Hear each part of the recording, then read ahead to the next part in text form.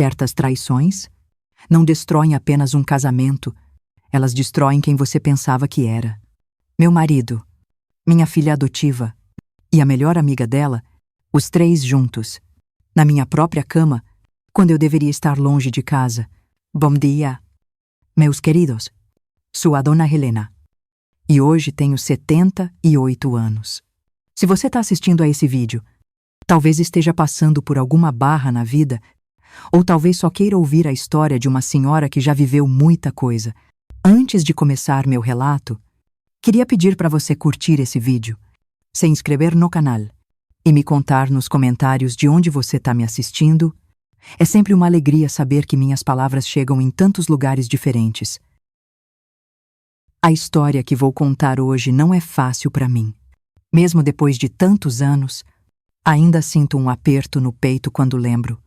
Mas dizem que compartilhar nossas dores ajuda a curar. Não é mesmo? E se minha experiência puder ajudar alguém que está passando por algo parecido, já vai ter valido a pena. Eu vivia numa cidadezinha do interior de Minas Gerais, sabe, daquelas onde todo mundo conhece todo mundo, onde a fofoca corre mais rápido que enchente. Meu marido, o Ricardo, era o dono da única farmácia da cidade, um homem respeitado, bonito, sempre impecável no seu jaleco branquinho. Eu trabalhava na biblioteca municipal, sabe, arrumando livros, ajudando a molecada com os trabalhos da escola. A gente era o que se podia chamar de uma família de classe média, bem vista por todos naquela época. Nossa filha, a Yulia, não era nossa filha de sangue, mas era do coração. A gente adotou ela com 6 aninhos, depois que a mãe dela, uma prima distante do Ricardo, morreu num acidente de carro. O pai, Vix, tinha sumido no mundo. Nunca nem registrou a menina. Lembro como se fosse hoje do dia que ela chegou lá em casa, com aqueles olhinhos assustados, agarrada numa boneca de pano toda surrada. O Ricardo se ajoelhou na frente dela e disse: "A partir de hoje, você é nossa filhinha. E nós vamos cuidar de você para sempre." A menina sorriu, pela primeira vez desde que chegou, e meu coração se encheu de amor. Nos primeiros anos, a Júlia tinha um ciúme enorme do pai. Não deixava eu chegar perto dele. Se o Ricardo me abraçava, ela vinha correndo e se enfiava no meio.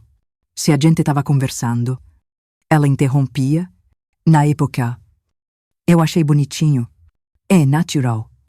Pensei, a coitadinha perdeu a mãe. Tem medo de perder o pai também. Até comentei com a minha mãe, e ela disse que isso passava com o tempo, que era só dar carinho e segurança para a menina. E foi o que a gente fez. A Júlia foi crescendo, se tornando uma moça linda, de olhos claros, cabelo castanho, tinha um jeitinho tímido. Sabe, falava pouco, principalmente comigo. Como o Ricardo era diferente. Quando ele chegava, os olhos dela brilhavam, mas, quando ela entrou na adolescência, eu notei uma mudança. Ela começou a evitar ficar sozinha com ele. Parecia ter vergonha da presença dele. Às vezes, eu pegava ele olhando para ela de um jeito diferente. Na época, não entendi o que estava acontecendo. Achei que fosse coisa da idade mesmo. Sabe aquela fase difícil que os filhos se afastam dos pais? Foi mais ou menos nessa época que a Camila entrou nas nossas vidas. Camila era colega da Júlia na escola. Uma moça bonita. Pra frente. Sempre bem arrumada. Ao contrário da nossa filha, que era mais na dela. A Camila falava pelos cotovelos, ria alto. Chamava a atenção por onde passava. No começo, eu achei ótimo que a Júlia tivesse uma amiga assim. Pensei que ia ajudar ela a se soltar mais. A Camila começou a frequentar nossa casa direto, aos poucos. Foi se tornando presença certa nos fins de semana. Ela dizia que o pai bebia muito e ficava agressivo, que a mãe não fazia nada para defender ela. Contava umas histórias terríveis de briga em casa, sobre como o pai quebrava tudo quando estava bêbado. Meu coração ficava apertadinho só de imaginar aquela menina vivendo num inferno daqueles. Então, quando ela pedia para dormir lá em casa, Em alguns finais de semana, principalmente nos domingos em que eu ia visitar minha mãe idosa para o nosso tradicional café da tarde, eu não via problema nenhum. O Ricardo sempre se mostrava muito prestativo com as meninas. Deixa que eu levo vocês para a escola. Ele dizia. Mesmo que isso significasse que ele ia chegar atrasado na farmácia, é perigoso duas moças andando sozinhas por aí. E eu achava lindo aquele cuidado dele. Que tola que eu fui. Meu Deus! Quando eu penso em todos os sinais que eu ignorei. Você sabe, a vida numa cidade pequena tem uma rotina, as pessoas fazem as mesmas coisas, nos mesmos dias, nas mesmas horas. Eu ia para a biblioteca toda manhã, o Ricardo ia para a farmácia, a Júlia e a Camila iam para a escola. Aos domingos, eu visitava minha mãe para o café da tarde. Era assim que as coisas funcionavam na nossa família. Simples, previsível, seguro. Ou pelo menos era o que eu pensava. Minha mãe morava do outro lado da cidade, numa casinha pequena, mas super bem cuidada. Ela era viúva há muitos anos. Vivia sozinha, mas era uma mulher forte. Sabe, independente? O café de domingo era uma tradição nossa. Eu chegava depois do almoço, lá pelas 2 da tarde, e geralmente ficava até depois do jantar. A gente botava o papo em dia, às vezes jogava um baralhinho. Ouvia a rádio. Era um momento só nosso, de mãe e filha. Foi num desses domingos que tudo mudou. Um dia que parecia igual a todos os outros, mas que se tornaria um divisor de águas na minha vida, era outono. Eu lembro bem. As folhas secas faziam barulho debaixo dos meus pés enquanto eu andava até a casa da mamãe. O Ricardo tinha dito que talvez fosse jogar uma partida de dominó com os amigos, como ele sempre fazia aos domingos. A Júlia comentou que ela e a Camila talvez fossem ao cinema. Tinha um filme novo em cartaz. Tudo parecia normal. Cheguei na casa da mamãe como sempre. Ela tinha preparado um bolo de fubá. Meu favorito. Comemos. Tomamos nosso cafezinho. Conversamos. Mas, de repente, comecei a sentir uma dor de cabeça terrível. Sabe daquelas que parece que vai rachar o crânio no meio? Nunca tinha sentido nada igual. Era como se alguma coisa estivesse me avisando que algo não estava certo. Minha mãe insistiu para eu ficar. Disse que ia preparar um chá de erva cidreira, que sempre me fazia bem. Mas a dor estava insuportável. Resolvi voltar para casa mais cedo, coisa que eu nunca fazia. Vou deitar um pouco. Mãe, amanhã a gente se fala. Eu disse para ela. Minha mãe me olhou preocupada, mas não insistiu. Enquanto eu caminhava pelas ruas tranquilas daquele domingo de outono, fui pensando que talvez a casa estivesse vazia, o Ricardo com os amigos, as meninas no cinema. Eu poderia tomar um banho quente, me deitar um pouco. Quem sabe a dor de cabeça passava. Quando cheguei perto de casa, notei que as janelas estavam fechadas, as cortinas corridas. Mas tinha luz lá dentro. Achei estranho. Aquela hora do domingo, a casa geralmente estava vazia. Talvez alguém tivesse desistido dos planos e ficado em casa. Ao me aproximar mais, ouvi sons que uma mulher casada reconhece.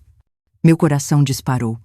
Meu primeiro pensamento foi que o Ricardo estava com outra mulher na nossa casa, na nossa cama. Fiquei paralisada por um instante, sem saber o que fazer. E eu podia entrar gritando, fazer um escândalo, mas algo me disse para ter cautela.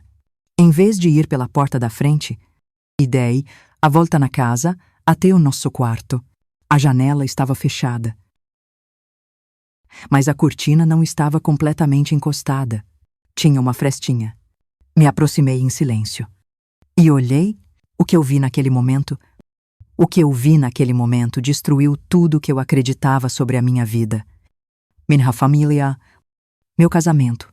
Na nossa cama estavam o Ricardo, a Júlia e a Camila, os três juntos, numa cena que eu não consigo nem descrever direito.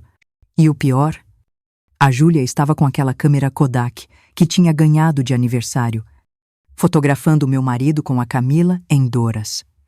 Posições. Meu Deus. Como dói lembrar disso. Fiquei ali, petrificada, olhando pela fresta da janela sem conseguir me mover. Parecia que o mundo inteiro tinha parado. Não sei quanto tempo fiquei ali. Segundos ou minutos, mas pareceu uma eternidade. Nenhum deles percebeu a minha presença. Estavam tão entretidos no que faziam.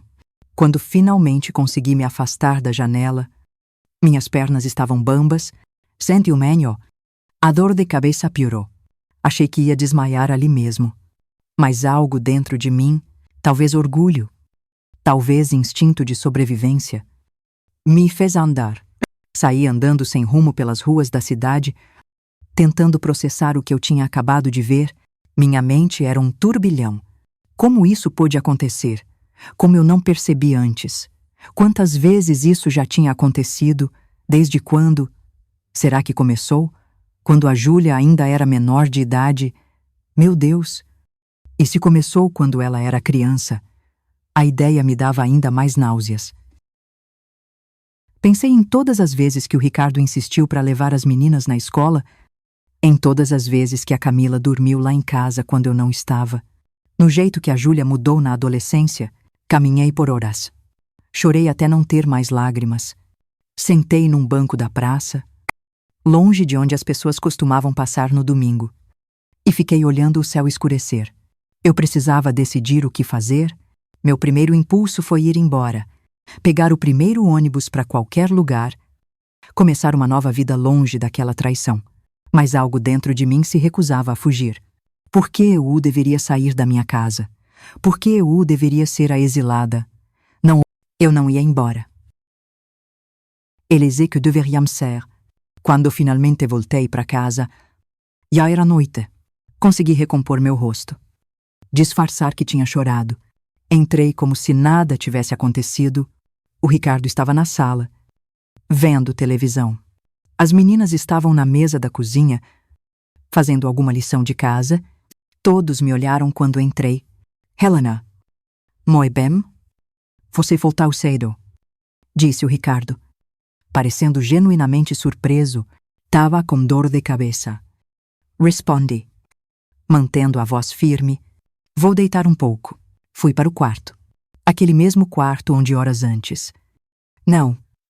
Eu não conseguia nem pensar nisso. Troquei os lençóis da cama na mesma hora. Joguei os outros no cesto de roupa suja com nojo. Tomei um banho quente, tentando lavar a sujeira que sentia na alma, mas eu sabia que aquela mancha nunca sairia. Naquela noite, eu fingi que dormi. O Ricardo se deitou ao meu lado como se nada tivesse acontecido, como se não tivesse destruído nossa família horas antes.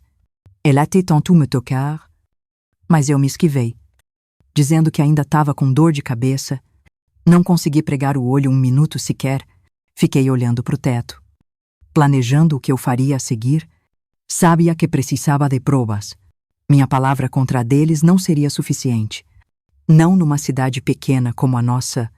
O Ricardo era respeitado. As pessoas iriam duvidar de mim, dizer que eu estava louca, imaginando coisas. Eu precisava daquelas fotografias que a Júlia tirou. Nos dias que se seguiram, eu mantive uma aparência de normalidade. Ia trabalhar na biblioteca. Voltava para casa. Fazia o jantar. Conversava sobre banalidades. Por dentro, eu estava morta, mas eu observava eles, estudava seus movimentos. Tentava descobrir onde a Júlia guardava as fotografias. Como eu disse antes, nos dias que se seguiram àquela descoberta terrível, eu vivi como uma atriz por fora. Era a mesma Helena de sempre, a esposa dedicada, a mãe carinhosa, a bibliotecária prestativa. Por dentro, havia apenas um vazio gelado. Era como se a Helena de verdade tivesse morrido naquela tarde de domingo, ao olhar pela janela do quarto. Uma semana se passou assim. Eu sorria quando precisava. Preparava o café da manhã todo dia. Perguntava como tinha sido o dia de cada um no jantar. O Ricardo não notou nada de diferente. Os homens raramente notam. Não é mesmo? Ele continuava chegando da farmácia, pedindo o cafezinho dele, contando as fofocas da cidade. Às vezes me dava um beijinho na testa antes de dormir, como se fosse o marido mais dedicado do mundo. Cada toque de l'aimer causava repulsa. Mas eu disfarçava. A Júlia e a Camila também não perceberam nada. Continuavam suas vidas normalmente. A Camila até dormiu em casa de novo no final daquela semana. Meu pai tá bebendo muito de novo. Ela disse, com aquela carinha de coitada que agora eu sabia que era pura mentira. Tive que sorrir e dizer, fique à vontade. Querida, nossa casa é sua casa.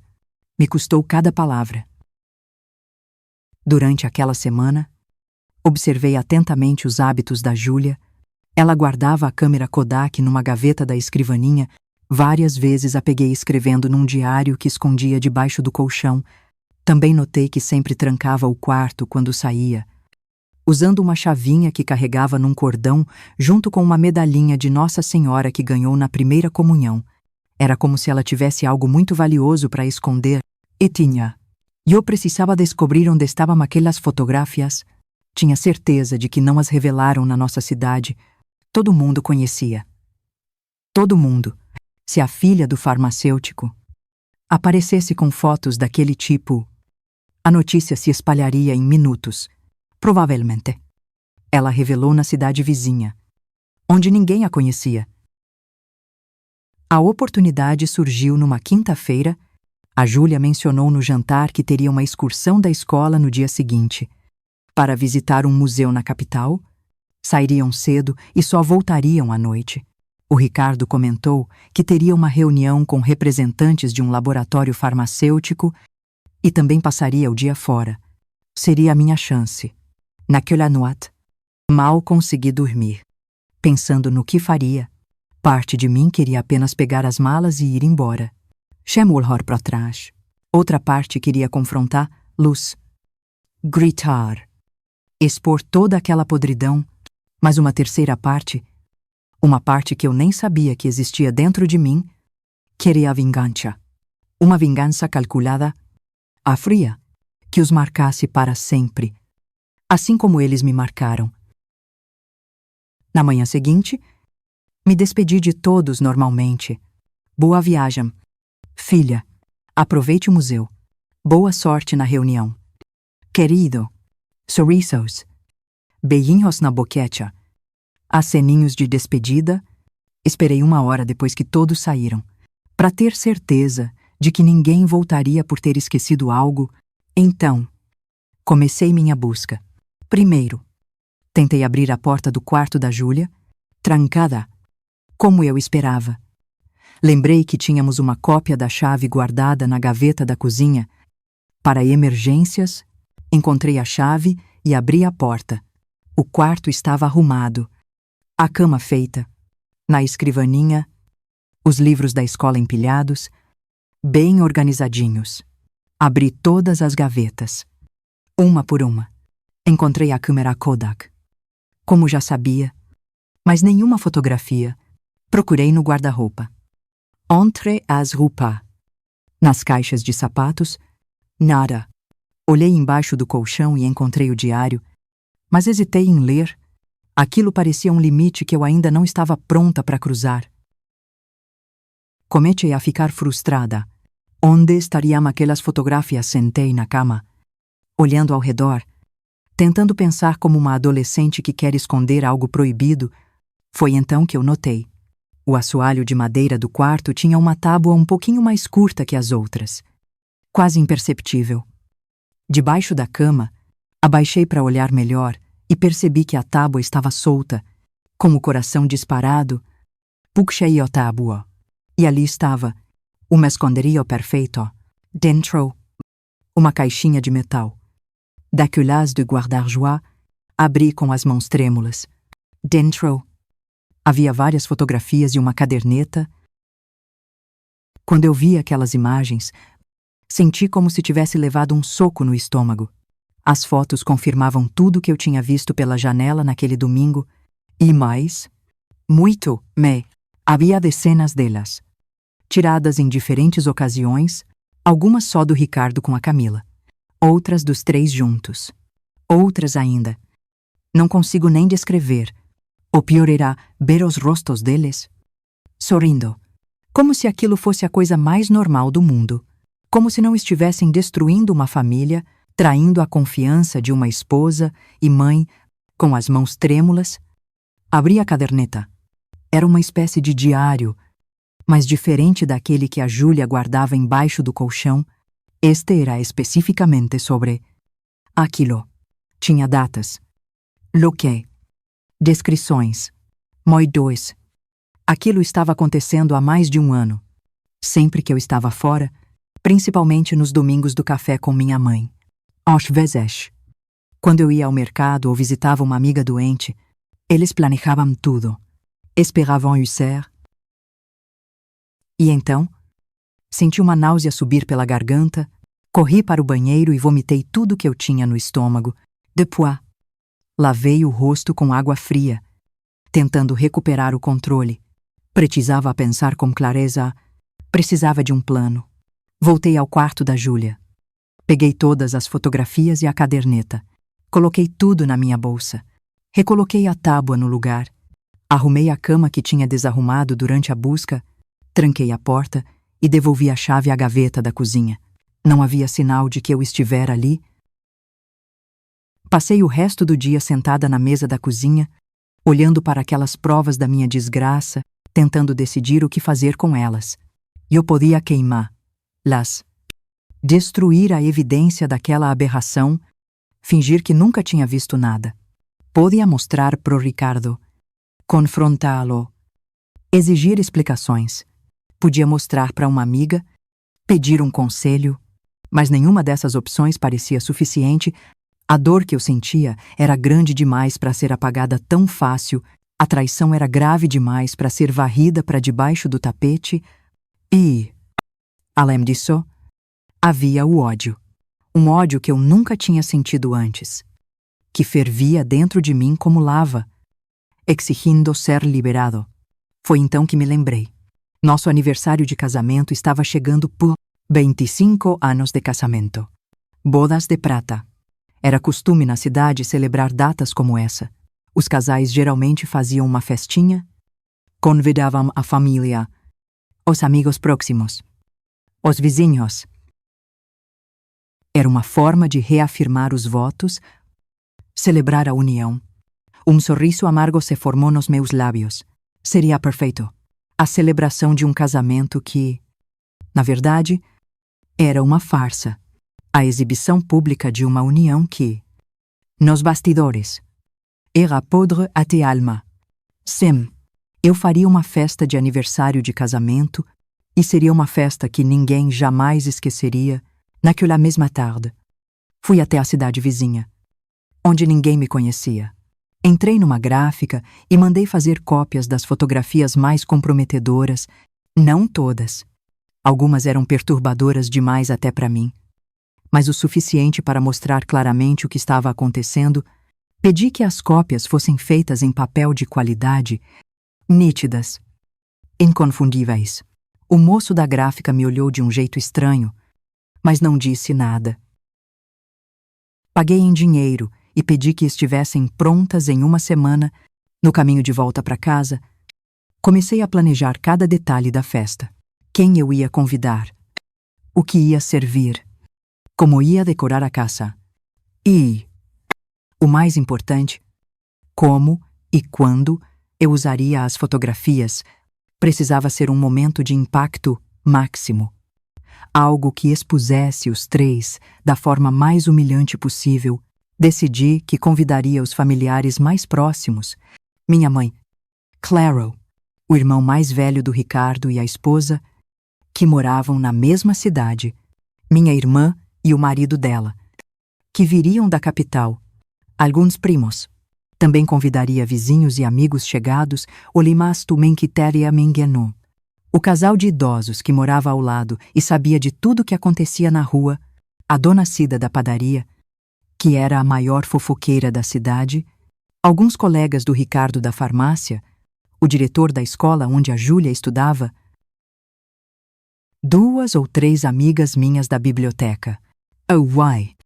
E, claro, a Camila e os pais dela, quando o Ricardo e a Júlia voltaram para casa naquela noite, eu dei a grande notícia. Estava pensando em fazer uma pequena celebração para o nosso aniversário de casamento, nada muito grande. Só um jantar para a família e os amigos mais próximos. O que vocês acham? O Ricardo pareceu genuinamente surpreso e feliz. Que ótima ideia! Helena, 25 anos, merecem uma comemoração especial. A Júlia parecia menos entusiasmada, mas concordou. Legal. Mãe, posso convidar a Camila? Tive que me controlar para não deixar o ódio transparecer na minha voz. Claro. Filha, a Camila é praticamente da família, não é mesmo? Nos dias seguintes, comecei os preparativos. Enviei convites escritos à mão, encomendei um bolo na melhor confeitaria da cidade, planejei o cardápio. Tudo deveria parecer perfeito, a imagem da felicidade de um casal, e por trás dessa fachada, eu preparava a minha vingança. Uma semana depois, voltei à gráfica na cidade vizinha e peguei as cópias das fotografias. Eram perfeitas, nítidas, inconfundíveis. Comprei envelopes bonitos, daqueles de papel fino, quase transparente. Coloquei uma foto em cada envelope, sem identificação, sem mensagem, apenas a imagem crua da traição. No dia anterior à festa, preparei a casa como se fosse receber a rainha. Limpei cada canto, poli cada móvel, arrumei flores frescas em todos os cômodos, assai um frango, fiz uma travessa de macarrão, preparei saladas variadas. Tudo deveria parecer normal. Perfeito. Até. Na manhã do grande dia, acordei cedo. O Ricardo ainda dormia profundamente ao meu lado, roncando baixinho. Olhei para ele e senti uma mistura de ódio e pena. Este homem, com quem dividi metade da minha vida, com quem criei uma filha, era um estranho para mim agora. Um estranho que tinha me traído da pior forma possível. Esta noite, pensei, tudo vai mudar. Esta noite, a verdade virá à tona. E então, vamos ver quem vai rir por último. O dia da festa amanheceu ensolarado, como se o próprio céu estivesse zombando da tempestade que se formava dentro de mim. Levantei cedo, antes do Ricardo, e comecei os preparativos finais. Verifiquei o frango assado que tinha preparado na véspera, arrumei a mesa da sala com nossa melhor toalha, aquela de linho branco bordado que ganhei de presente de casamento da minha mãe, coloquei as flores em jarras de cristal, organizei as cadeiras extras que pegamos emprestado dos vizinhos. Tudo deveria parecer perfeito.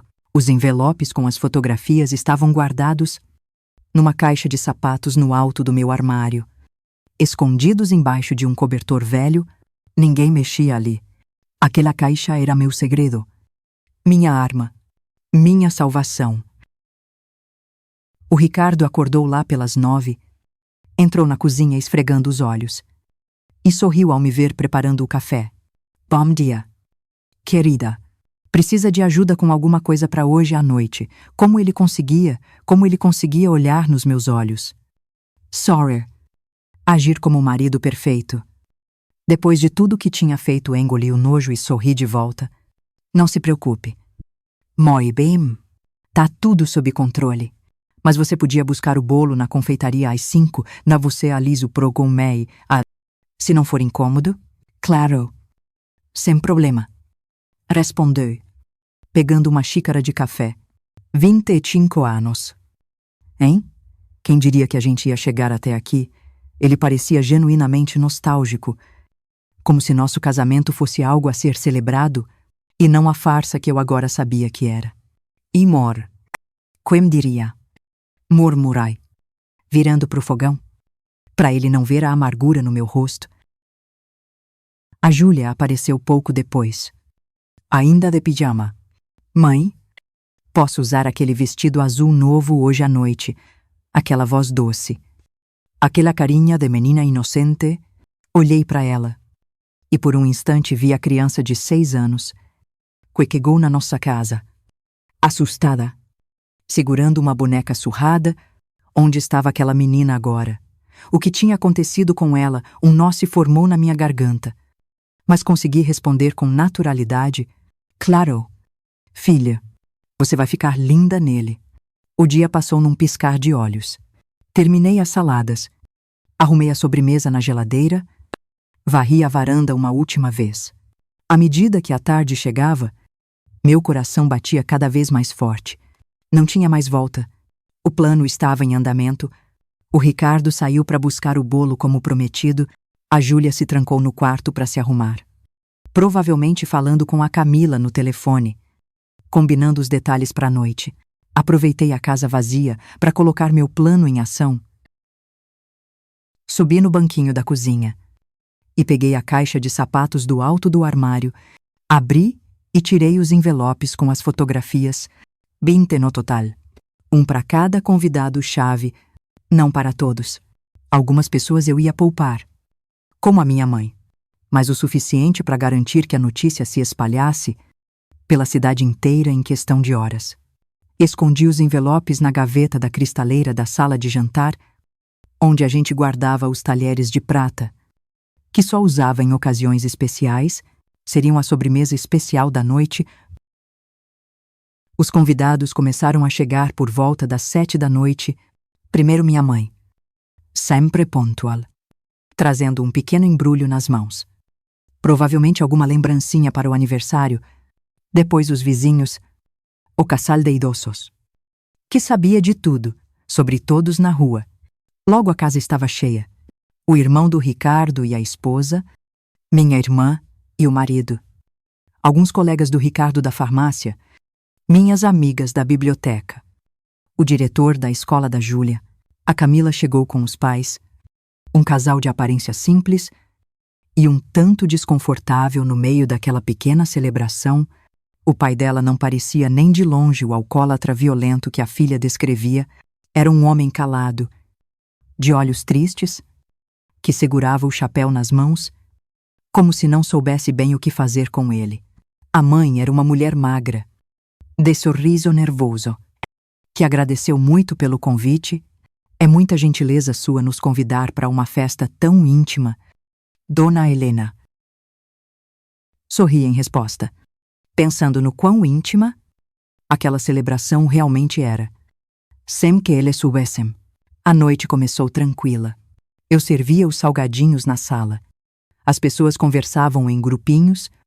Uma música suave tocava no rádio. O Ricardo estava radiante, circulando entre os convidados com uma taça de vinho na mão, recebendo os parabéns pelo aniversário de casamento. De vez em quando me lançava uns olhares carinhosos do outro lado da sala, como se estivéssemos compartilhando um segredo doce e não amargo. A Júlia e a Camila estavam num canto, cochichando e rindo baixinho. Como adolescentes costumam fazer, o vestido azul realmente caiu bem na Júlia. Realçava seus olhos claros. A Camila usava um vestido vermelho, chamativo demais para a ocasião, mas que combinava com a sua personalidade. Vê-las juntas, tão à vontade, sabendo o que eu sabia, fazia meu estômago revirar. Quando todos já estavam presentes, convidei para sentarem à mesa para o jantar. Eu tinha organizado os lugares de propósito, o Ricardo na cabeceira, eu na outra ponta, a Júlia e a Camila juntas de um lado e os convidados-chave, aqueles que receberíamos envelopes, distribuídos pela mesa. O jantar correu numa atmosfera agradável. As pessoas elogiaram a comida, conversaram sobre o tempo, riram de piadas sem graça. Ninguém percebeu a tempestade que se formava dentro de mim. A cada minuto que passava, a cada olhar trocado entre o Ricardo e as meninas do outro lado da mesa, depois que todos terminaram de comer, era a hora da sobremesa e dos brindes. O momento que eu tanto esperava. Levantei-me e pedi a atenção de todos.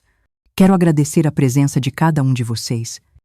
Nesta noite tão especial para a nossa família, 25 anos de casamento, não é pouca coisa. Não é mesmo? Houve murmúrios de concordância e alguns aplausos. O Ricardo e eu construímos uma vida juntos, criamos uma filha. Enfrentamos alegrias e tristezas.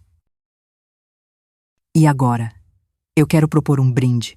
Levantei minha taça e todos me imitaram.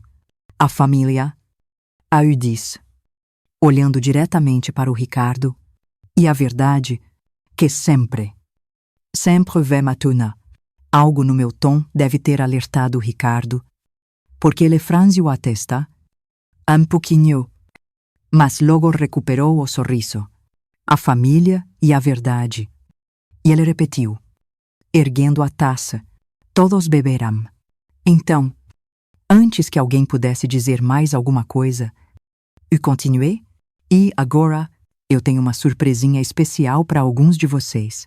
Fui até a cristaleira e tirei os envelopes da gaveta. Voltei à mesa e comecei a distribuir. Luz, este é para você. Carlos, Eudice. Entregando um envelope ao irmão do Ricardo. Este para a senhora. Dona Cida. Continuei. Dando outro para a fofoqueira da padaria, e assim por diante. Até que todos os envelopes estivessem distribuídos, o Ricardo me olhava. Confuso. A Júlia parecia curiosa. A Camila sorria. Provavelmente achando que era alguma lembrancinha da festa, podem abrir. Disse, voltando ao meu lugar na cabeceira da mesa, é uma recordação especial da nossa família. O que aconteceu em seguida vai ficar para sempre gravado na minha memória. Os rostos passando da curiosidade para o que é o quê, da incredulidade para o horror, os suspiros abafados, as exclamações de meu Deus. Caramba! Os olhares que iam das fotografias para o Ricardo, para a Júlia, para a Camila, e de volta para as fotografias. O Carlos, irmão do Ricardo, foi o primeiro a reagir, levantou-se de um pulo, derrubando a cadeira. Que diabos é isso? Ricardo. Ele gritou, jogando a fotografia na mesa. O Ricardo, que não tinha recebido envelope nenhum, parecia confuso. Do que você tá falando? Cara, mas aí. Outras pessoas começaram a mostrar as fotografias, a fazer perguntas, a apontar os dedos. O caos se instalou. A Júlia ficou pálida como um fantasma. A Camila começou a chorar. Os pés de là se levantaram. O pai pegando uma das fotos que alguém tinha jogado na mesa. Com os olhos arregalados de horror, o Ricardo finalmente entendeu o que estava acontecendo. Ele olhou para mim. Do outro lado da mesa, o rosto dele era uma máscara de pavor. Helena, o que você fez? Levantei-me calmamente. A sala agora em completo silêncio. Todos os olhares voltados para mim. Eu não fiz nada. Ricardo, apenas mostrei a verdade. A verdade sobre o homem com quem eu me casei, a verdade sobre o que acontecia na minha própria casa, debaixo do meu nariz.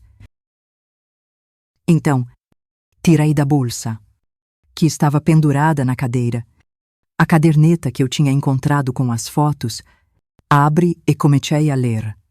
Em voz alta, algumas das anotações, datas, horários, descrições explícitas do que os três faziam quando eu não estava em casa.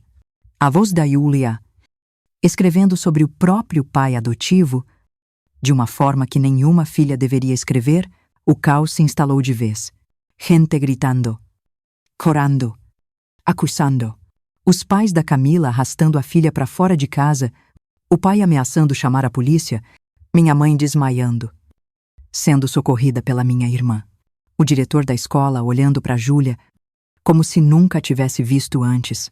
Os vizinhos de boca aberta, já imaginando como espalhariam aquela história pela cidade inteira, no dia seguinte. E no meio de tudo isso, o Ricardo, meu marido de 25 anos, o pai dedicado, o farmacêutico respeitado, de pé, no centro da sala, olhando ao redor como um bicho acuado, sem ter para onde fugir. Sem ter como negar o inegável, as provas estavam ali, nas mãos de todos, sendo passadas de pessoa para pessoa, comentadas, julgadas. Como você pôde? Ele finalmente conseguiu dizer, olhando para mim com uma mistura de raiva e desespero. Como você pôde fazer isso com a gente? Aproximei-me dele, sentindo uma calma surpreendente. Não. Ricardo, como você pôde fazer isso com a gente, com a nossa família, com a menina que criamos como filha? A festa terminou como esperado, em desastre absoluto. As pessoas foram saindo aos poucos. Algumas me lançando olhares de pena, outras de reprovação, como se a culpa fosse minha por expor aquela aberração e não deles por cometê-la. Minha mãe foi levada para casa pela minha irmã. Ainda em estado de choque, os pais da Camila partiram jurando que a filha nunca mais pisaria na nossa casa e que iam tomar providências legais. Embora não tenha ficado claro contra quem, quando todos se foram, restamos apenas nós três na sala desarrumada. Eu, o Ricardo e a Júlia. O silêncio era pesado, quase palpável. A Júlia chorava baixinho num canto do sofá, encolhida como a menina assustada que um dia a gente acolheu. O Ricardo estava sentado à mesa, com a cabeça entre as mãos, derrotado. Quero vocês dois fora desta casa até amanhã de manhã. Tu disse, surpreendendo a mim mesma com a firmeza na voz. Esta casa era dos meus pais. Veio para mim como herança. Vocês não são mais bem-vindos aqui. Helena, por favor. O Ricardo tentou argumentar. A voz embargada. A gente pode conversar sobre isso?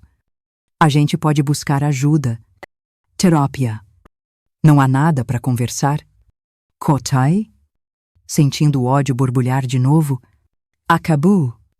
Ricardo, o que vocês fizeram não tem perdão. Não tem volta. Eu quero o divórcio e quero vocês longe da minha vista. Ele pareceu murchar diante das minhas palavras. A Júlia soluçou mais alto. Mãe, eu sinto muito. Eu não sabia o que eu estava fazendo. Olhei para ela, sentindo uma dor profunda no peito. Em algum lugar, debaixo de toda aquela raiva e decepção, ainda existia amor por aquela menina que eu criei, mas estava enterrado fundo demais para ser alcançado agora, tarde demais para se arrepender. Júlia, vocês tiveram tempo suficiente para pensar no que estavam fazendo. Agora, vão arrumar suas coisas. Quero vocês fora daqui até o amanhecer. E assim foi. Naquela mesma noite, o Ricardo e a Júlia arrumaram algumas malas e saíram de casa. Ele foi para a casa do irmão, que o recebeu sem muito entusiasmo. Ela foi para a casa de uma tia distante em outra cidade. Eu fiquei sozinha na casa Várzea, sentada na poltrona da sala, olhando para os restos da festa, pratos sujos, taças pela metade, guardanapos amassados, os destroços de uma vida que eu pensei ter construído com solidez. Naquela noite, eu chorei até não ter mais lágrimas. Chorei pela jovem Helena, que se casou cheia de sonhos. Chorei pela mãe, que acreditou estar criando uma filha com amor e valores. Chorei pela mulher de meia-idade, que descobriu que tudo era uma mentira, mas quando o sol nasceu, enxuguei as lágrimas e prometi a mim mesma que aquele seria o começo de uma nova vida, uma vida sem o Ricardo, sem a Júlia, sem as mentiras que tinham envenenado nossa família. A notícia, como esperado, espalhou-se pela cidade como fogo em palha seca. Em questão de dias, todos sabiam. Os olhares me seguiam quando eu ia à padaria, os cochichos paravam quando eu entrava na biblioteca. O Ricardo perdeu clientes na farmácia. Quem ia confiar num homem daqueles para vender remédio e, no fim das contas, teve que vender a farmácia e se mudar para longe. A Júlia nunca mais voltou para terminar a escola ali. A Camila e seus pais também se mudaram pouco depois. Incapazes de enfrentar a vergonha, eu fiquei. Aguentei os olhares, os cochichos, as perguntas disfarçadas. Mantive a cabeça erguida. Fiz meu trabalho na biblioteca. Cuidei da minha mãe idosa. Lentamente, Reconstruí minha vida, tijolo por tijolo, dia após dia. Meus queridos, no próximo vídeo contarei como foi essa reconstrução, como encontrei forças para seguir em frente e o que aconteceu com cada um dos envolvidos nos anos que se seguiram, incluindo a surpreendente carta que recebi da Júlia, muitos anos depois, tentando explicar o inexplicável. Os dias que se seguiram à festa foram nebulosos. Eu acordava meio perdida na cama vazia, por um instante, esquecendo o que tinha acontecido, para logo em seguida ser atingida pela lembrança como um soco no estômago. A casa, antes cheia de vozes e movimento, agora parecia imensa e silenciosa demais. Os objetos deixados para trás pelo Ricardo e pela Júlia, uma escova de cabelo esquecida, um par de debaixo da cama, um livro marcado na página 83. Eram fantasmas que me assombravam em cada canto. Nas primeiras semanas, mal conseguia sair de casa. A vergonha era paralisante. Numa cidade pequena, todo mundo já sabia o que tinha acontecido. A história, como era de se esperar, foi distorcida na boca do povo, aumentada com detalhes sórdidos. Transformada num espetáculo para o entretenimento dos vizinhos, eu fui transformada de vítima em vilã por alguns, a esposa amarga que expôs a própria família por vingança, que não teve a dignidade de sofrer em silêncio, como tantas outras antes de mim. Minha mãe foi meu porto seguro naqueles primeiros dias. Mesmo arrasada com o choque, ela amava o Ricardo como um filho que nunca teve e adorava a Júlia como neta. Ela veio ficar comigo, cuidou de mim, quando eu não conseguia cuidar de mim mesma. Helena, ela dizia, enquanto me servia uma xícara de chá na cama, a dor vai passar? Não hoje, não amanhã, mas um dia você vai acordar. E o primeiro pensamento não vai ser sobre eles. Ela estava certa. E claro, mães geralmente estão, mas o caminho até lá foi longo e tortuoso. A primeira vez que saí de casa depois do incidente foi para ir ao banco. Precisava entender minha situação financeira. O Ricardo sempre cuidou das contas, dos investimentos, da parte burocrática das nossas vidas. Eu trabalhava na biblioteca, tinha meu próprio salário, mas era ele quem administrava tudo. Descobri, para o meu horror, que a nossa conta conjunta tinha sido praticamente esvaziada no dia seguinte à festa. Ele sacou quase todo o dinheiro, deixando só o suficiente para algumas semanas de despesas básicas, sentada na frente do gerente do banco. Um rapaz novo que evitava meu olhar, provavelmente já sabendo da história toda. Senti uma raiva diferente nascendo dentro de mim. Não era a raiva explosiva da traição, mas algo mais frio, mais calculado. O Ricardo tinha me traído não só na cama, mas também financeiramente. Estava tentando me deixar desamparada, talvez esperando que eu implorasse para ele voltar, que perdoasse o deslize. Que tipo de conta posso abrir só no meu nome? Perguntei ao gerente, erguendo o queixo. E quais são as opções para uma mulher divorciada se manter financeiramente independente? O rapaz pareceu surpreso com a minha determinação. Naquela época, não era comum mulheres da minha idade buscarem independência financeira, especialmente em cidades pequenas, mas algo tinha mudado em mim. A Helena submissa, que aceitava seu papel de esposa e mãe sem questionar, tinha morrido naquela noite de aniversário. No lugar dela, nascia uma mulher que não confiaria seu destino a mais ninguém. Abri uma conta individual, transferi meu salário para ela e comecei a estudar sobre finanças pessoais. Peguei livros emprestados da biblioteca onde eu trabalhava, li revistas de economia, anotei dicas em cadernos. Cada novo conhecimento era uma pequena vitória contra o sistema, que tentava me manter dependente. O processo de divórcio foi outro campo de batalha. O Ricardo, no começo, tentou se reconciliar. Apareceu na porta de casa uma noite, 2 semanas depois da festa, visivelmente abatido. implorando para a gente conversar. Foi um erro. Helena, um erro terrível. A gente pode superar isso. Buscar ajuda. Recomeçar. Fechei a porta na cara dele. Não tinha volta. Alguns erros são irreparáveis. Algumas feridas nunca cicatrizam completamente. Quando percebeu que não haveria reconciliação, Ricardo mudou de tática. Contratou um advogado agressivo. Tentou reivindicar parte da casa, que era a herança dos meus pais. Questionou minha sanidade mental depois do escândalo público que eu causei. Foi uma batalha judicial longa e desgastante. Felizmente, encontrei uma advogada competente na cidade vizinha. Uma mulher de meia-idade que tinha passado por uma situação parecida e entendia perfeitamente o que estava em jogo. Eles sempre tentam nos fazer parecer loucas quando a gente se rebela. Ela me disse na nossa primeira consulta: não deixe que isso te abale. Você tem todo o direito de lutar pelo que é seu. Eu lutei. Durante meses, juntei documentos. Compareci a audiências. Enfrentei olhares de reprovação no fórum. No final, eu venci. A casa ficou comigo, assim como meus bens pessoais. O Ricardo Fitzoutzom, a farmácia, que já estava em declínio por causa do escândalo, e com os seus próprios pertences.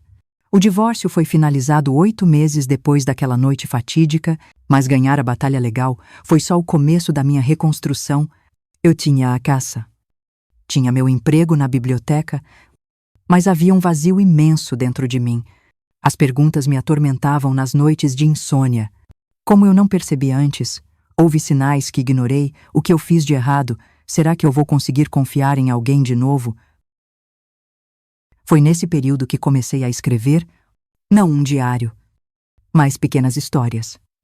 Reflexões sobre traição, superação, recomeços. Palavras que eu jogava no papel como uma forma de exorcizar os demônios que me perseguiam. Nunca tive a pretensão de publicar nada. Era só terapia.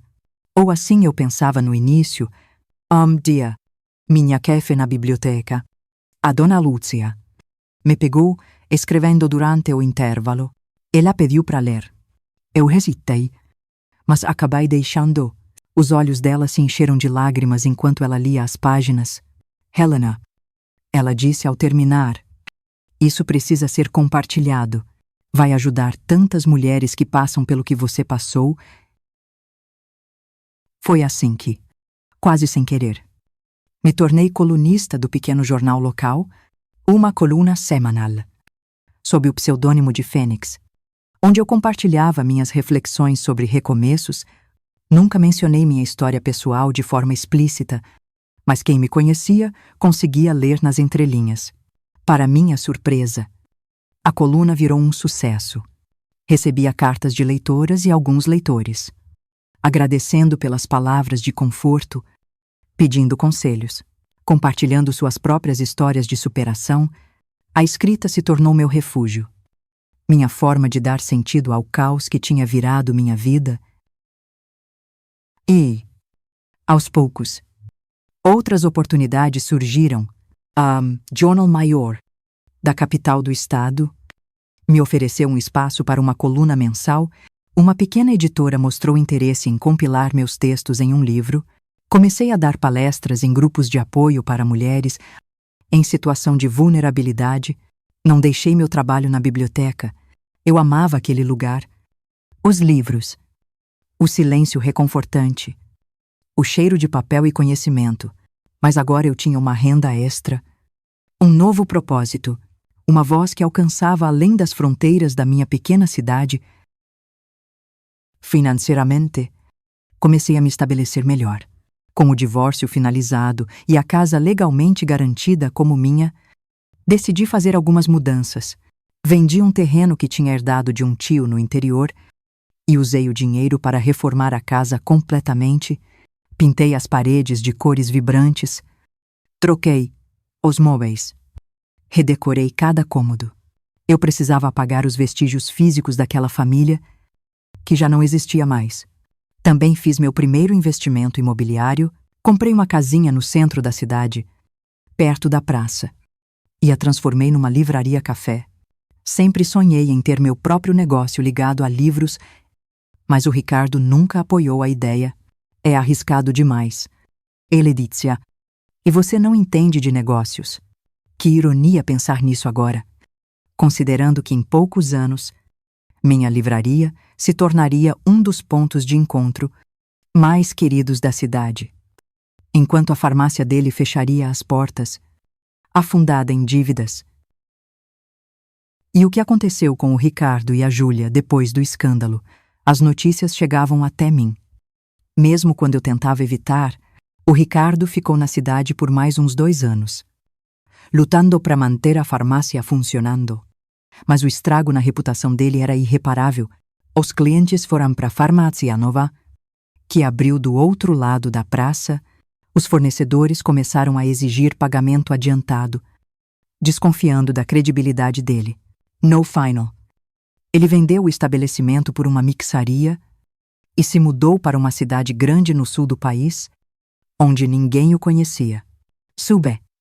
Anos depois, que se casou de novo, com uma mulher bem mais jovem. Espero, sinceramente, que ele tenha aprendido a lição e não a faça sofrer como me fez. Quanto a Júlia, o caminho dela foi mais tortuoso. Depois de passar uns meses com a tia, ela foi para a capital, onde terminou os estudos vivendo numa pensão para moças, tentou faculdade de medicina, mas abandonou no 2º ano. Trabalhou como secretária, vendedora, recepcionista. Mudou de cidade algumas vezes. Sempre inquieta, sempre buscando algo que parecia inalcançável. Soube por terceiros que ela teve problemas com bebida por um tempo, mas acabou buscando ajuda. Entrou em terapia. Conseguiu se estabilizar. E a Camila essa desapareceu completamente do mapa. Os pais a mandaram viver com parentes no Nordeste. Pelo que eu soube, nunca mais ouvi falar dela. E, honestamente, não faço questão de saber. Durante muitos anos, não tive contato direto com nenhum dos dois. Nem com o Ricardo, nem com a Júlia. Era como se eles tivessem sido personagens de um pesadelo do qual eu finalmente tinha acordado. Construí uma nova vida. Fiz novos amigos. Desenvolvi novos interesses, tive alguns relacionamentos. Nada muito sério. A capacidade de confiar plenamente em um homem tinha sido danificada para sempre. Mas eu estava bem assim.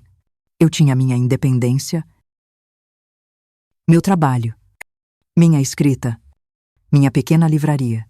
Eu tinha uma vida que era inteiramente minha, construída com minhas próprias mãos.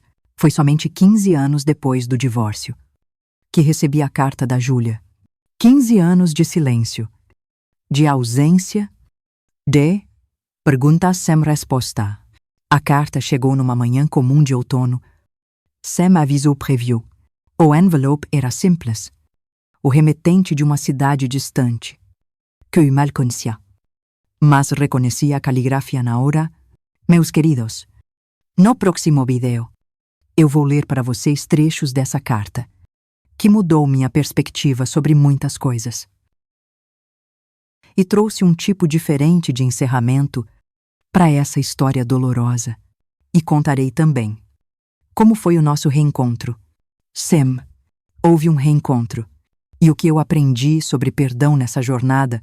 Como eu contei no último vídeo, a carta da Júlia chegou 15 anos depois do divórcio. 15 anos é tempo suficiente para construir uma vida inteira. Nesse período, minha pequena livraria café tinha se tornado um negócio próspero. Eu expandi para o imóvel do lado. Acrescentei uma seção infantil e um espaço para eventos literários. Eu continuava escrevendo, agora não só para jornais, mas também publicando pequenos livros de crônicas que encontravam um público fiel. Minha mãe tinha falecido tranquilamente durante o sono. 3 anos antes. Aos 92 anos, a partida dela deixou um vazio imenso, mas também uma sensação de paz por saber que ela teve uma vida longa e, em grande parte, feliz. A casa que dividimos nos seus últimos anos agora parecia silenciosa demais. Então, me mudei para um apartamento menor. Em cima da livraria, a antiga casa da família foi alugada para um jovem casal com filhos pequenos. Ouvir de novo o som de crianças correndo por aqueles cômodos me trazia um estranho consolo. Eu estava num bom lugar na vida. Aos 63 anos. Eu tinha saúde, independência financeira e um círculo de amigos verdadeiros que me acompanharam nos altos e baixos das décadas anteriores. Não me casei de novo, embora tenha tido alguns relacionamentos significativos. Ao longo dos anos, o mais duradouro foi com o Marcos, um professor de literatura da faculdade estadual, que abriu um campus na nossa cidade. Ficamos juntos por 7 anos. Sem nunca morar na mesma casa, eu valorizava demais a minha independência para abrir mão dela de novo. Nós nos separamos amigavelmente quando ele aceitou um cargo em outro estado e mantivemos contato por cartas e telefonemas de vez em quando. A vida tinha seguido seu curso, com suas alegrias e tristezas do dia a dia. Raramente eu pensava no Ricardo, na Julia, ou naquela noite que mudou tudo. Era como um capítulo fechado de um livro que eu já não relia com frequência. Até aquela manhã de outono, quando o carteiro entregou um envelope simples que reabriu feridas antigas. Lembro de sentar na pequena varanda do meu apartamento, uma xícara de chá quente ao meu lado, encarando aquele envelope como se fosse uma bomba prestes a explodir, meu nome e endereço escritos naquela caligrafia que, mesmo depois de tanto tempo, eu reconheci na hora. A Júlia sempre teve uma letra bonita, levemente inclinada para a direita, as letras arredondadas, como ela mesma tinha sido um dia, uma menina de bochechas cheias e olhos curiosos. Por um momento, pensei em jogar a carta fora sem abrir. Para que reviver aquela dor?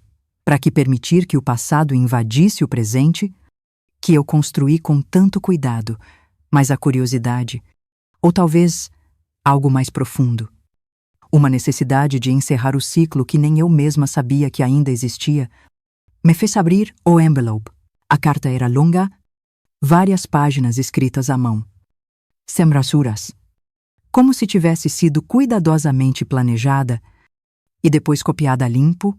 Começava de forma simples, sem rodeios. Querida Helena, não sei se ainda tenho o direito de te chamar de mãe. Levei 15 anos para encontrar coragem de escrever esta carta. 15 anos tentando entender o que aconteceu com a gente, tentando compreender minhas próprias ações, buscando palavras que talvez possam explicar o inexplicável. Eu não espero perdão. Sei que o que fizemos ultrapassa os limites do perdoável, mas talvez você mereça uma explicação, por mais insuficiente que seja. Parei de ler por um momento, surpresa com a maturidade daquelas primeiras linhas. A última vez que vi a Júlia, ela era uma menina de 18 anos, chorando no canto do sofá depois de ser desmascarada. Agora, a voz na carta pertencia a uma mulher adulta de 33 anos, capaz de olhar para o passado com alguma distância. Voltei a ler. A Júlia contava sobre sua vida depois de sair da nossa casa, os meses difíceis com a tia que mal a conhecia e que claramente a julgava pelo escândalo, a mudança para a capital, onde tentou recomeçar, estudar, construir uma vida normal, as dificuldades financeiras, os empregos temporários, os relacionamentos fracassados, um período de alcoolismo seguido por internação e recuperação, e, finalmente, a terapia intensiva, que a ajudou a enfrentar os demônios do passado. Foi durante a terapia, ela escrevia, que eu comecei a entender o que realmente aconteceu naquela casa. Não estou buscando desculpas, mas explicações. O terapeuta me ajudou a ver padrões que eram invisíveis para mim na época, como o comportamento do Ricardo em relação a mim foi mudando sutilmente ao longo dos anos, como ele criou uma dinâmica doentia, me fazendo sentir especial de maneiras que uma filha não deveria se sentir, Hoja, com a formação que eu tenho. Reconheço que o que aconteceu tem um nome, abuso. Um abuso que começou muito antes daquelas fotografias, muito antes da Camila entrar nas nossas vidas. Meu coração apertou ao ler essas palavras. Parte de mim sempre suspeitou que algo assim pudesse ter acontecido, mas era doloroso demais para encarar. Eu preferia acreditar que tudo começou com a Camila, que foi uma fase rebelde da Júlia. Qualquer coisa menos a terrível verdade, que agora se desenrolava diante dos meus olhos.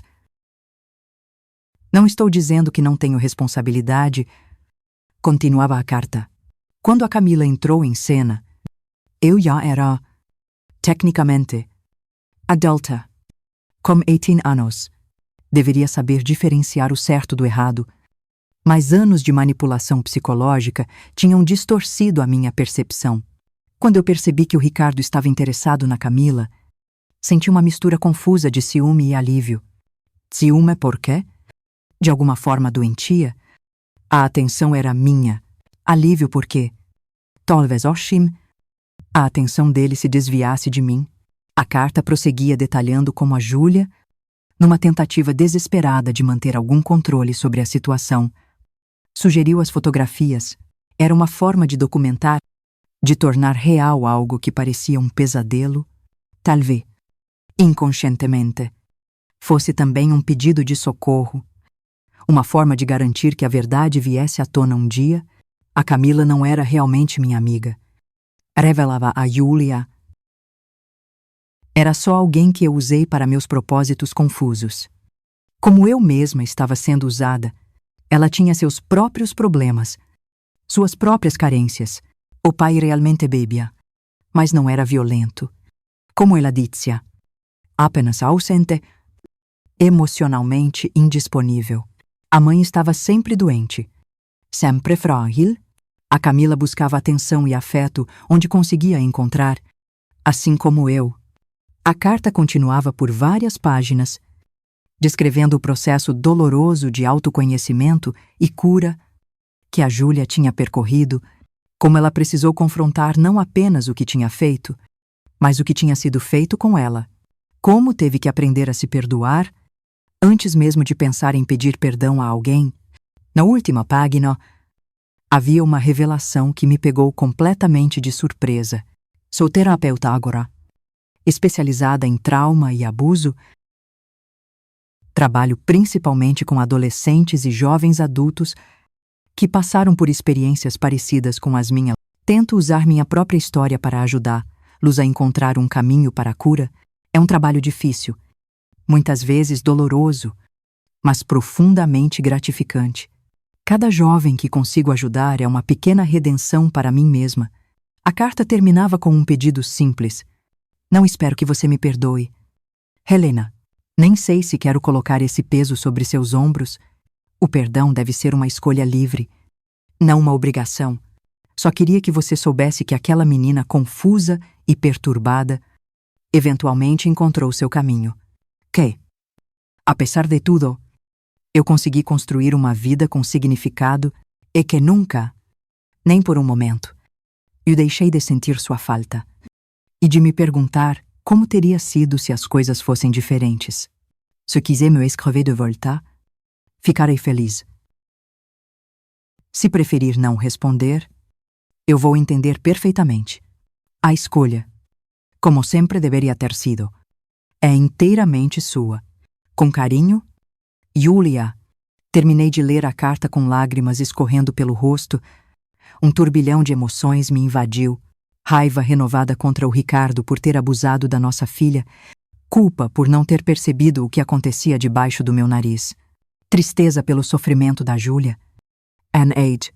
E, surpreendentemente, uma ponta de orgulho pela mulher que ela tinha se tornado, apesar de tudo. Naquele dia, eu não respondi. Nem no dia seguinte. Eu precisava processar tudo aquilo. Entender o que eu sentia de verdade. Guardei a carta numa gaveta e tentei seguir minha rotina normal. Abrir a livraria. Atender clientes. organizar livros nas prateleiras, mas as palavras da Júlia ecoavam na minha mente o tempo todo. Depois de uma semana de reflexão, sentei-me à escrivaninha e escrevi uma resposta. Não foi fácil encontrar as palavras certas. Como expressar décadas de sentimentos complexos em algumas folhas de papel, optei pela honestidade simples. Contei para Júlia sobre a minha vida, sobre a livraria, sobre meus escritos. Falei da morte tranquila de sua avó e de como ela sempre perguntava por ela. Mesmo nos últimos anos, quando a memória já falhava, não mencionei o Ricardo. Não havia nada a dizer sobre ele que valesse a pena. Expressei minha tristeza por não ter percebido o abuso, por não ter protegido a filha que eu prometi cuidar e, finalmente, agradeci pela carta, pela coragem de escrever, pela honestidade dolorosa. Sobre perdão, eu escrevi apenas: perdoar é um processo, não um evento. Eu estou no caminho. Júlia, não sei onde ele termina, mas estou caminhando. Enviei a carta sem muitas expectativas. Talvez fosse o início de uma correspondência, talvez fosse apenas um fechamento necessário para nós duas. Para minha surpresa, 2 semanas depois, recebi uma ligação. A voz da Júlia, agora adulta, mas ainda reconhecível, soou do outro lado da linha. Helena, é a Júlia. Eu recebi sua carta e... Bem, eu estou na cidade vizinha para um congresso. Gostaria de te encontrar, se você se sentir confortável com isso. O encontro foi marcado para o dia seguinte, na minha livraria. Depois do horário de fechar, passei o dia inteiro nervosa, derrubando livros, errando troco, distraída com pensamentos sobre o que eu diria. Como eu reagiria ao ver de novo aquela que foi minha filha por tantos anos, quando o sininho da porta tocou às 6 em ponto, depois que o último cliente saiu, meu coração quase parou. Ali estava a Júlia, uma mulher de 33 anos, tão diferente da adolescente que eu conheci. E, ao mesmo tempo, inconfundivelmente ela, os mesmos olhos claros, agora mais maduros, marcados por linhas de expressão que falavam de dor, mas também de sabedoria. Olá, Helena, ela disse, a voz um pouco trêmula. Não houve abraço imediato, nem grandes demonstrações de emoção. Apenas 2 mulheres, marcadas pela vida de maneiras diferentes, se reencontrando depois de um longo e doloroso intervalo. Subi com ela para o meu apartamento. Preparei um chá. Sentamos à mesa da cozinha, tão diferente daquela outra mesa. Naquela outra cozinha, onde uma família inteira se despedaçou em uma única noite, a conversa fluiu surpreendentemente fácil. Depois dos primeiros momentos de constrangimento, a Júlia falou sobre seu trabalho como terapeuta, sobre como transformar sua dor em propósito tinha sido crucial para sua recuperação. Contou sobre seu casamento recente com um professor universitário, paciente, que conhecia toda a sua história e a amava mesmo assim. Falou sobre seus planos de adotar uma criança no futuro próximo, querendo oferecer a um pequeno ser o lar estável e amoroso que ela mesma tinha perdido. Eu falei sobre a livraria, sobre meus escritos, sobre as pequenas alegrias da minha vida. Mostrei fotos da minha mãe em seus últimos anos, dos sobrinhos netos que eu raramente via, mas com quem mantinha correspondência. Falamos sobre livros que amávamos, músicas que nos tocavam, lugares que gostaríamos de conhecer um dia. Foi uma conversa entre 2 adultas, tentando construir uma ponte sobre um abismo de dor e traição. Não mencionamos o Ricardo diretamente, embora a sombra dele pairasse sobre nós. Não discutimos os detalhes do passado. A carta já tinha dito o suficiente. Nos concentramos no presente, nas pessoas que tínhamos nos tornado. Quando a Júlia estava de saída, já passava da meia-noite. Na porta, ela hesitou e então me abraçou. Um abraço rápido. Obrigada. Ela sussurrou, por me receber, por me escutar, por existir. Aquele encontro foi o primeiro de muitos. Não nos tornamos inseparáveis. Nós duas tínhamos vidas estabelecidas em lugares diferentes.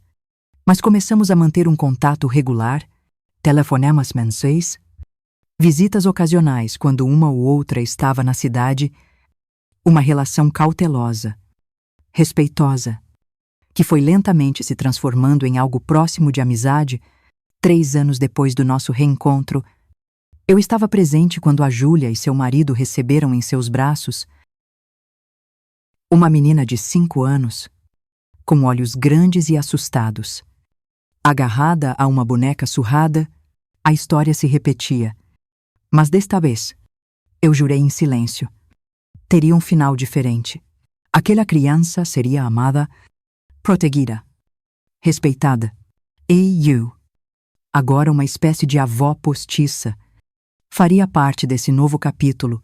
O perdão completo veio aos poucos, não como uma grande revelação, mas em pequenos momentos, quando vi a Júlia ajudando sua filha adotiva com a lição de casa, com uma paciência infinita, quando a ouvi dar uma palestra para pais sobre sinais de abuso infantil, sua voz firme e clara, determinada a evitar que outras crianças passassem pelo que ela passou, quando percebi que ela havia se tornado uma mulher notável, não apesar do passado, mas, de certa forma, por causa dele, transformando sua dor em propósito, suas cicatrizes em mapas para guiar outros. Quanto ao Ricardo, nunca mais o vi. Soube por terceiros que ele faleceu de um ataque cardíaco aos 67 anos. Sozinho, num apartamento na cidade grande para onde se mudou, eu não senti nada. Nem alegria, nem tristeza, nem alívio, nem raiva. Apenas um vazio neutro. Onde antes tinha existido tanto amor e depois tanto ódio, talvez esse seja o verdadeiro perdão. Não sentir nada por alguém que um dia significou tudo. Meus queridos, essa é a minha história. Uma história de traição, dor, renascimento e, finalmente, perdão. Não um perdão fácil ou instantâneo, mas um perdão conquistado com esforço ao longo de décadas, através de muitas lágrimas e muita reflexão. Se há uma lição que aprendi nessa longa jornada, é que o perdão não é um presente que damos aos outros. É um presente que damos a nós mesmos. É se libertar do peso do ódio, da amargura, do desejo de vingança. Não significa esquecer, nem justificar o injustificável. Significa simplesmente escolher não carregar mais aquela dor, não permitir que ela defina quem a gente é. Hoje, aos 78 anos, olho para trás e vejo uma vida plena, com suas alegrias e tristezas, vitórias e derrotas. A traição que um dia eu pensei que ia me destruir, acabou me fortalecendo de maneiras que eu nunca imaginei ser possível. Me forçou a descobrir forças que eu não sabia que tinha. A construir uma vida inteiramente minha, a ajudar outras mulheres através das minhas palavras e do meu exemplo. Obrigada por me acompanharem nessa jornada, por ouvirem minha história com tanto carinho e respeito. Espero que, de alguma forma, ela possa trazer conforto ou inspiração.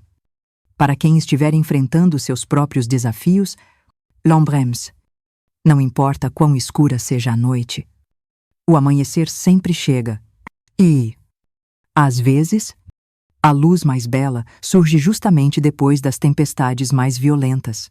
Se vocês gostaram da minha história, por favor, curtam esse vídeo.